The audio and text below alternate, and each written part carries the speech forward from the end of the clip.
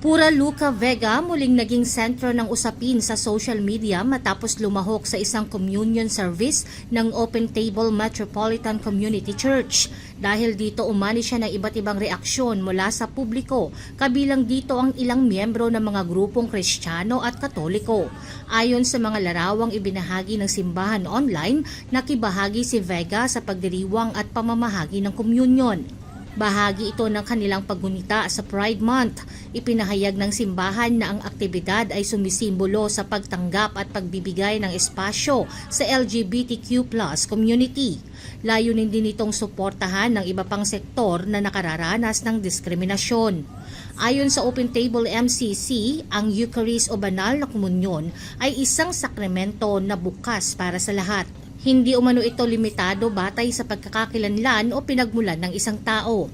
Bukod dito, binigyan diin ng simbahan ng kahalagahan ng inclusivity sa kanilang pananampalataya. Kasabay nito, nagpaabot din sila ng pagbati para sa Pride Month. Para sa kanila, mahalagang maramdaman ng bawat isa ang pagtanggap sa loob ng kanilang komunidad. Dahil dito marami ang nagpahayag ng suporta sa kanilang naging hakbang.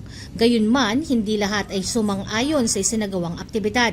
May ilang netizens at mananampalataya na nagpahayag ng kanilang pagtutol.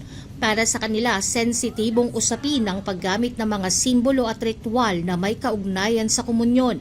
Ayon sa ilan, mahalagang mapanatili ang paggalang sa mga tradisyon at paniniwala ng iba't ibang relihiyon. Dahil dito naging mainit ang talakayan sa social media, marami ang nagbahagi ng kani-kanilang pananaw hinggil sa issue. Samantala, nilinaw ng mga taga-suporta ng simbahan na ang seremonya ay bahagi ng kanilang sariling tradisyong panrelihiyon. Ipinaliwanag nilang isinagawa ito ayon sa kanilang paniniwala at mga alituntunin. Dahil sa insidenteng ito, muling nabuksan ang diskusyon tungkol sa kalayaan sa pagpapahayag.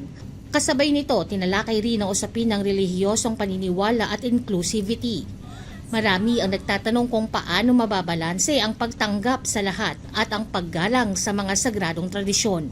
Sa huli, nananatiling magkakaiba ang pananaw ng publiko sa naturang issue.